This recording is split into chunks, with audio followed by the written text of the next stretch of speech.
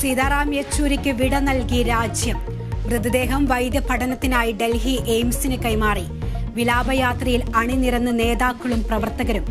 AKG ഭവനിൽ അന്തിമോപചാരം അർപ്പിച്ച് രാഷ്ട്രീയ നേതാക്കളും സഹപ്രവർത്തകരും.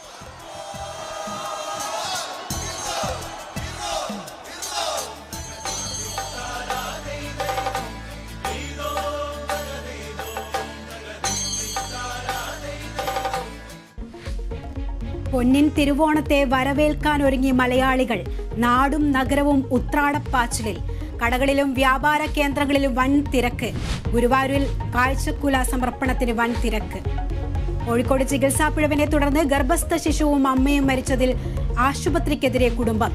അശ്വതിക്ക് പ്രസവ വേദന വരാനുള്ള മരുന്ന് അമിതമായി നൽകി. ഗുരുതരാവസ്ഥ ആശുപത്രി അധികൃതർ മറച്ചുവെച്ചു. ഉള്ളേരി മലബാർ മെഡിക്കൽ കോളേജ് ആശുപത്രിക്കെതിരെ നിയമ നടപടിയുമായി മുന്നോട്ടു പോകുമെന്നും കുടുംബം. ആശുപത്രിയിലേക്ക് മൃതദേഹവുമായി പ്രതിഷേധം. താനൂർ കസ്റ്റഡി മരണക്കേസിൽ CBIക്ക് വീണ്ടും പരാതി നൽകി താമിർ ജിഫ്രിയുടെ കുടുംബം. കേസിലെ ഗൂഢാലോചന അന്വേഷിക്കണമെന്ന ആവശ്യം. ഉന്നത ഉദ്യോഗസ്ഥരുടെ പങ്കും അന്വേഷിക്കണം. അനുകൂല നിലപാടില്ലെങ്കിൽ ഹൈക്കോടതിയെ സമീപിക്കുമെന്ന് കുടുംബം. ഏഷ്യൻ ചാമ്പ്യൻസ് ട്രോഫി ഹോക്കിയിൽ പാകിസ്ഥാനെ തകർത്ത് ഇന്ത്യ. ജയം 1-നെതിരെ 2 ഗോളുകൾക്ക്. ഇന്ത്യൻ നായകൻ ഹർമൻപ്രീത് സിംഗിന് ഇരട്ട ഗോൾ.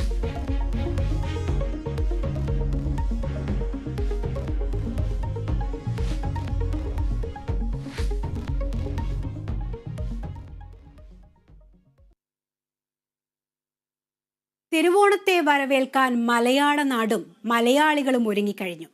ആഘോഷത്തിനുള്ള അവസാനവട്ട ഒരുക്കത്തിലാണ് എല്ലാവരും.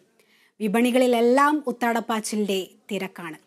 വിവിധ ജില്ലകളിൽ നിന്നും ഓണവിശേഷങ്ങളുമായി ഞങ്ങളുടെ പ്രതിനിധികൾ ചേരുന്നുണ്ട്.